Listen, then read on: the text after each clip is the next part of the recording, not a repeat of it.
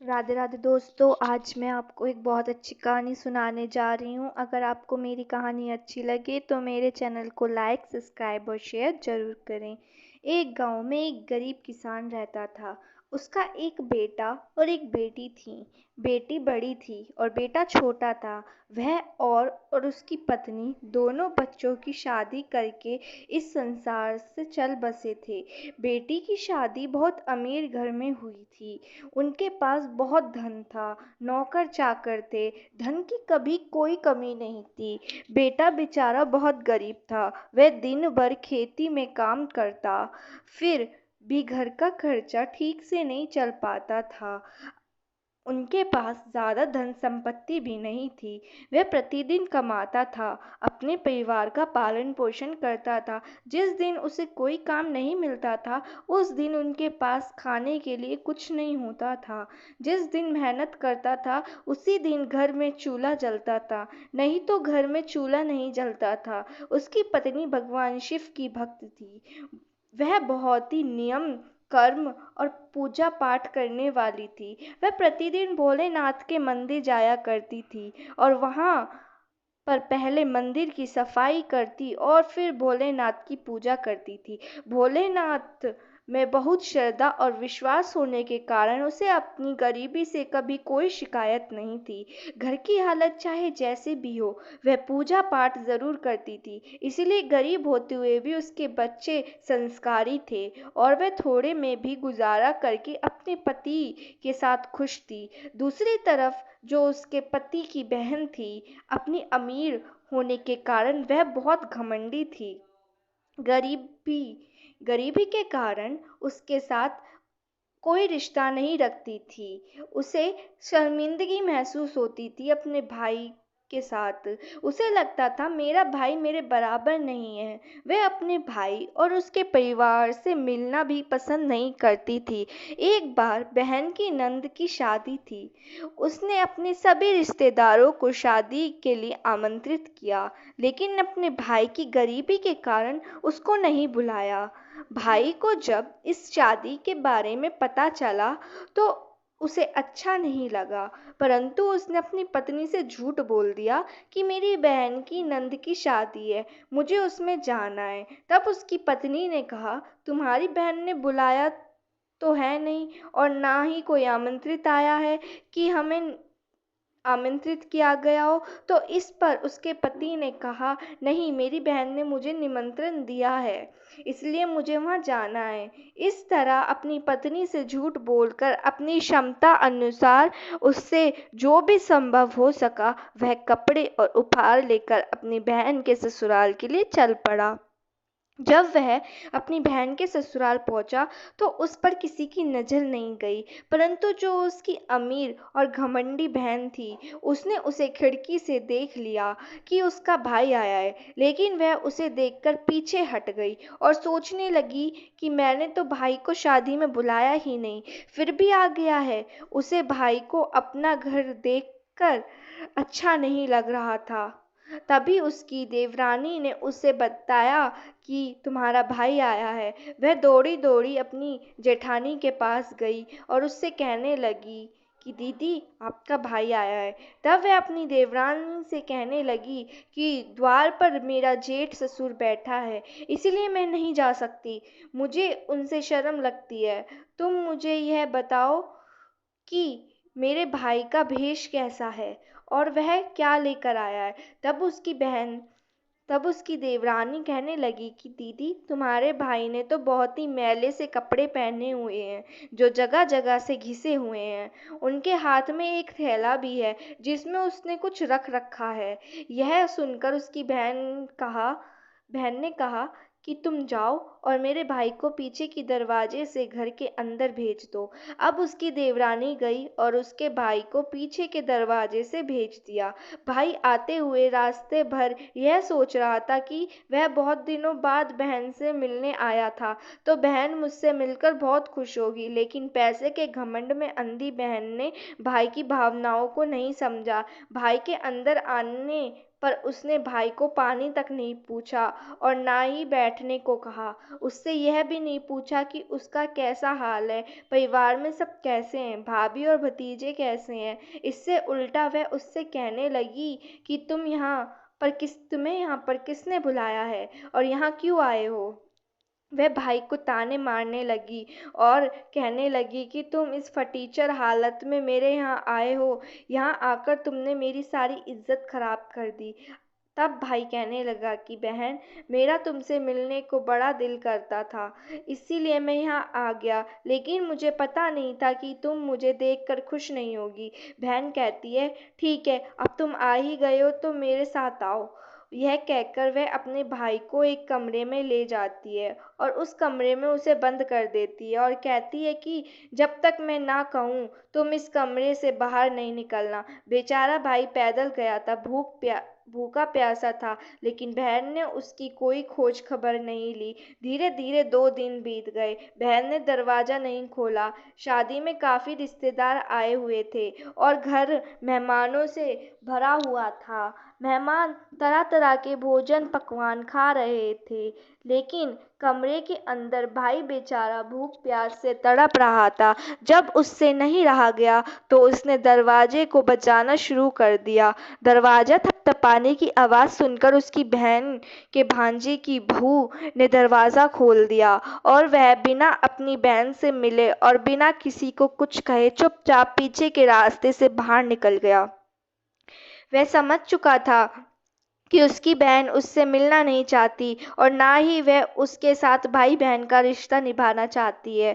उसे तो अपने पैसों का बहुत घमंड था, इसलिए वह गरीब भाई की इज्जत नहीं करना चाहती थी। भाई बेचारा 2 दिन से भूखा प्यासा था। उसी हालत में वह वहां से निकलकर अपने घर की ओर चल दिया, लेकिन भूखा प्यासा होने के कारण रास्ते में जाते हुए उसके पैर लड़खड़ाने लगे।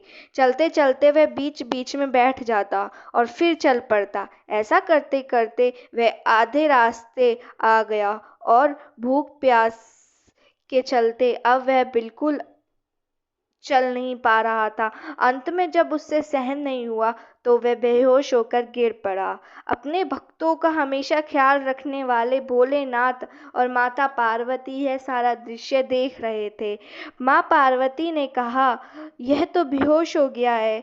तब माँ पार्वती ने भगवान शिव से कहा, इसकी पत्नी हमारी भक्त है, हमारी पूजा अर्चना करती है, हमारी पूजा के बिना भोजन भी नहीं करती। यह भूखा प्यासा है, भोजन पानी के बिना तो यह मर जाएगा। हमने इसकी तो मदद करनी चाहिए। अगर हम इसकी मदद नहीं करेंगे तो कौन करेगा।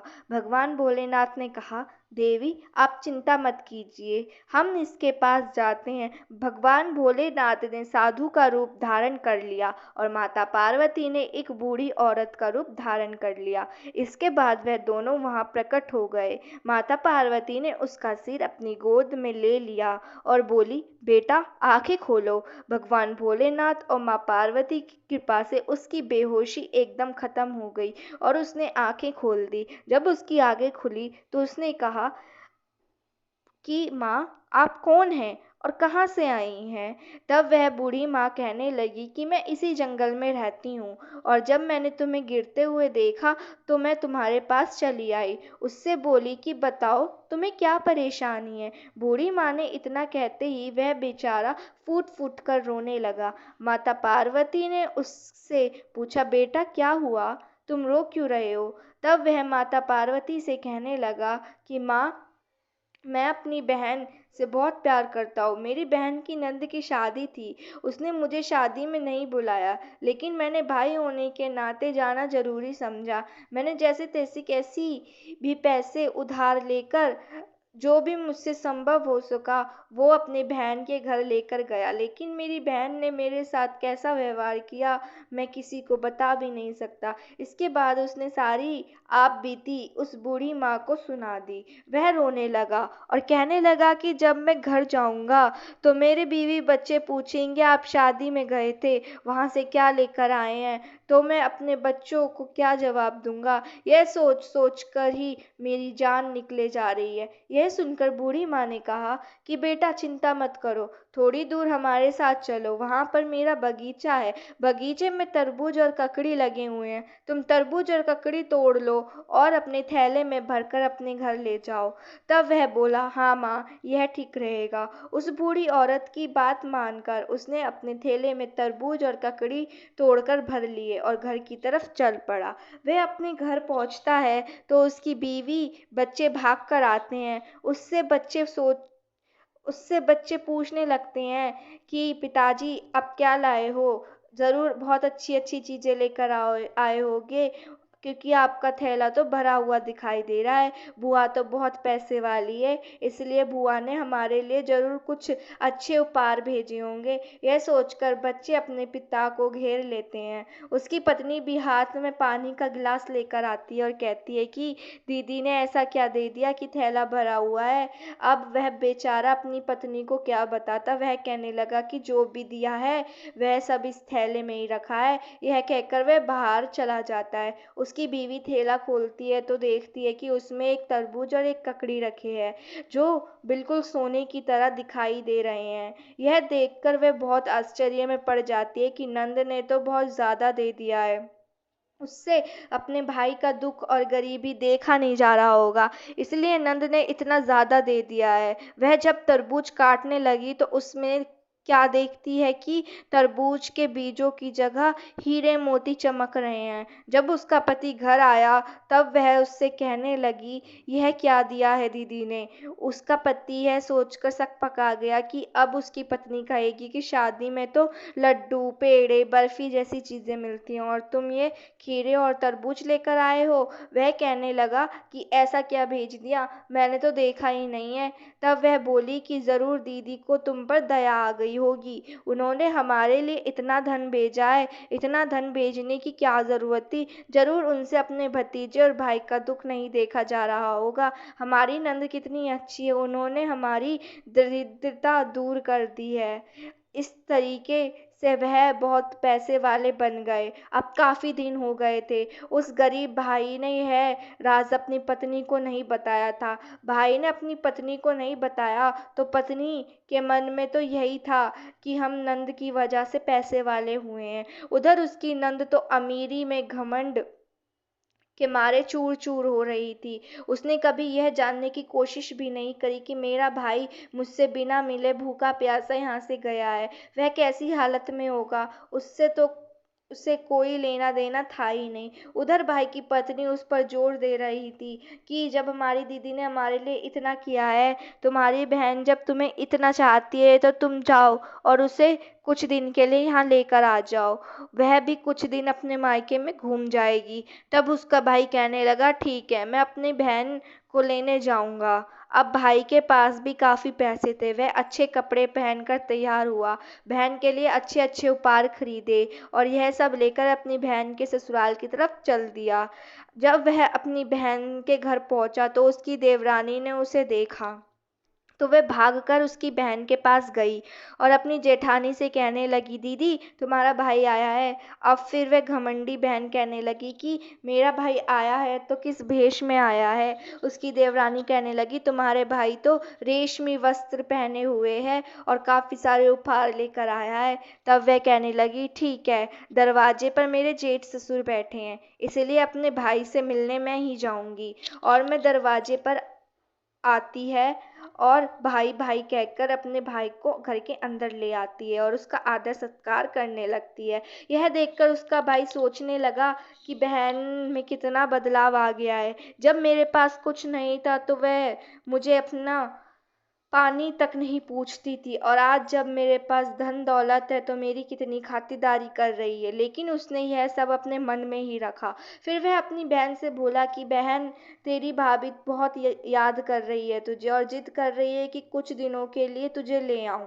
तब बहन बोली, हाँ भाई, मुझे भी अपने मायके गए हुए बहुत दिन हो गए, मैं भी चलने के लिए तैयार हूँ। वह मायके जाने के लिए तैयारी करने लगती है। जब घमंडी बहन अपने भाई के घर आती है तो अपनी भाई का घर परिवार और उसकी शान शौकत देखकर उसकी आंखें फटी की फटी रह जाती हैं। उसकी भाभी उसका बहुत आदर सत्कार करती है और बहुत सेवा करती है, क्योंकि उसे तो यही लगता है कि अपनी नंद की वजह से ही वह आज इतनी अमीर हुई है, पैसे वाली हुई है और उनके दुख के दिन बीत गए हैं। वह तो इसका सारा श्रेय अपनी नंद को ही देती थी।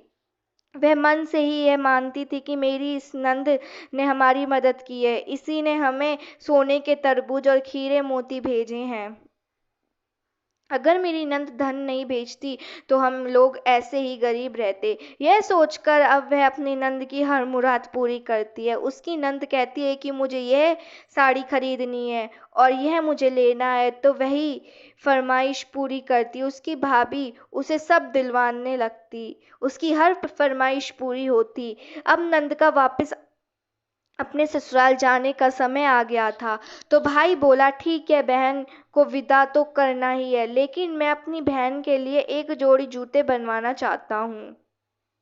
वह एक मोची के पास गया और मोची से उसने कहा कि मेरी बहन के लिए मुझे एक जोड़ी जूते बनवाने हैं बोलने वाले। मोची बोला, ठीक है, मैं बना देता हूँ। मोची ने कहा कि भैया, बोलने वाली जूती बनने के लिए 1-2 दिन का समय लगेगा। उसने कहा, ठीक है। वह घर आया और अपनी बहन से कहने लगा कि बहन, 1-2 दिन और रुक जाओ, फिर तुम चली जाना। 1-2 दिन तो तुम और ही रुक सकती हो, तब तक तुम्हारी जूती भी बनकर आ जाएंगी। उसकी बहन बोली, ठीक है भैया, मैं रुक जाऊंगी। 2 दिन बाद जब जूती बनकर आई तो उसे देखकर बहन बहुत खुश हुई। जूती पर बहुत मणिकारी और कढ़ाई की हुई थी, उस पर हीरे मोती लगवाए हुए थे। यह देखकर वह बहुत प्रसन्न हुई। जब वह जूतियां पहनती तो उस जूती में से आवाज आती कि गरीब का कोई रिश्ता नहीं होता, गरीब का कोई रिश्ता नहीं होता। बहन भाई का रिश्ता भी अमीरी और गरीब का होता है। और बहन ने तो भूखे प्यासे भाई को घर से लड़खा निकाल दिया। जब भी वह जूती पहनती तो यही आवाज आती थी उसमें से। जब वह देखती है कि इस जूती में से ये आवाज आ रही है, तो उसकी पत्नी भी बहुत सोच में पड़ जाती है कि यह क्या आवाज आ रही है। वह अपने पति से कहने लगी कि यह जूतियां क्या कह रही हैं, मेरी तो कुछ समझ ही नहीं आ रहा है। तब उसका पति कहने लगा कि यह तो जूती हैं, जैसी मोची ने बना दी वैसी बन गई, लेकिन यह क्या कह रही हैं, यह मुझे समझना है। बहन का अपने घर के लिए विदा होकर जाने का समय आ गया। जब बहन विदा होकर जाने लगी तो उसको महसूस होने लगा कि उसके भाई और भाभी ने उसका कितना अच्छा और आदर सत्कार किया, इतना अच्छा बर्ताव किया है। अब उसे अपने किए पर थोड़ा पछतावा भी होने लगा था। जब बहन विदा होकर चलने लगी तो उसमें से फिर वही जूती बोलने लगी। जैसे ही वह चलती, जूती बोलने लगती कि गरीब का कोई रिश्ता नहीं होता, गरीब का कोई रिश्ता नहीं होता। बहन भाई का रिश्ता भी अमीरी और गरीबी का होता है, और बहन ने तो भूखे प्यासे भाई को घर से बाहर निकाल दिया। अमीर बहन और गरीब भाई का कोई रिश्ता नहीं होता, कोई रिश्ता नहीं होता।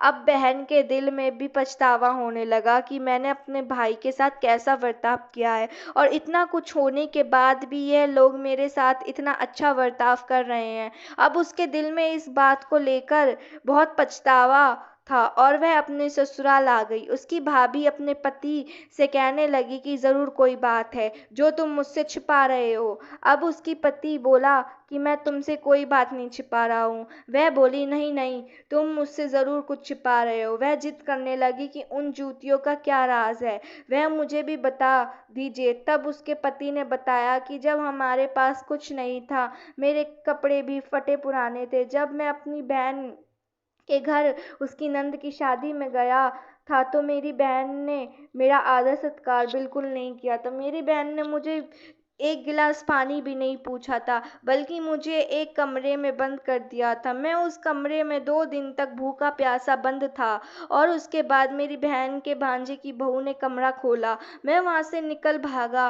वहां से निकलने के बाद मेरे मन में बार बार यही बात आ रही थी कि गरीब अमीर का कोई रिश्ता नहीं होता, चाहे वह बहन भाई क्यों ना हो। वहां से निकला जब मैं चलता जा रहा था, जंगल में पहुंचा, वहां बेहोश होकर गिर पड़ा। तब एक बूढ़ी माँ और एक साधु बाबा के साथ वहां आई और उन्होंने मुझे पानी पिलाया, मेरी सारी कहानी सुनी। तो मैंने जब उन्हें कहा कि मेरी बहन के घर से शादी से आ रहा हूँ, मैं अपनी बीवी और बच्चों को क्या मुंह दिखाऊंगा, तब उस बूढ़ी माँ ने कहा कि मेरे बगीचे में बहुत सारे तरबूज और ककड़ी भरे हैं, तुम अपना थैला उनसे भर लेना। मैं वही तरबूज और ककड़ी घर पर लाया। उस बूढ़ी माँ और साधु बाबा के कारण ही हमारी हालत गरीबी से अमीरी में बदल गई।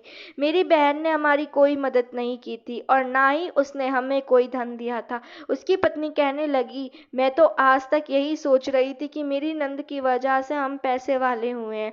वह बूढ़ी माँ और साधु बाबा जो आपको जंगल में मिले थे, अवश्य ही भगवान शिव और माँ पार्वती थे, जिनकी मैं पूजा करती हूँ। भगवान शिव और माँ पार्वती ने ही हम पर अपनी कृपा रखी हुई है। उनके कारण ही हम गरीब और अमीर अमीर हो पाए हैं। अब पति कहने लगा कि तुम ठीक कह रही हो, लेकिन फिर भी अपने मन में कोई बैर मत रखो। वैसे तो हम अपनी बहन की वजह से ही पैसे वाले हुए हैं। अगर वह मुझे घर से ना निकालती, मेरा निरादर ना करती और मुझे भूखा ना रखती, तो उसके ससुराल से मैं नहीं भागता और तब शायद हम पर भगवान शिव और माँ पार्वती की कृपा भी ना होती। किसी ना किसी रूप में यह सब जुड़ा हुआ है। तो मेरी बहन से ही, उसी की वजह से हम पैसे वाले हुए हैं।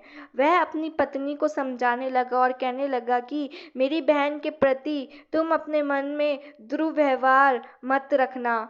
उसके साथ कोई भी ऐसा बर्ताव मत करना कि उसे महसूस हो कि जैसा उसने मेरे साथ किया है, हमने भी वैसा ही उसके साथ किया है। पत्नी कहने लगी कि आप चिंता ना करें, ऐसा कभी नहीं होगा। भगवान ने हमें इतना दिया है कि जिससे हम दूसरों की भी मदद कर सकें, लेकिन हम अपनी गरीबी के दिन नहीं भूले हैं। अगर बहन ने ऐसा किया है तो वह उनकी सोच है, हम हमेशा उनका आदर सत्कार करेंगे। वह जब भी अपने मायके आएंगी, तब जो वह कहेंगी हम उन्हें वही उपहार देंगे। उस दिन के बाद उन दोनों का भगवान शिव और माता पार्वती के प्रति श्रद्धा और विश्वास बहुत ज़्यादा बढ़ गया और वह उनकी भक्ति में लीन रहने लगे। उनको समझ आ गया कि मनुष्य को भगवान पर विश्वास रखकर धैर्य धारण करने की आवश्यकता है। भगवान स्वयं अपने भक्तों का ध्यान रखते हैं और उनके कष्टों का निवारण भी करते हैं। भगवान अपने भक्तों को कभी अकेला नहीं छोड़ते। धन्यवाद।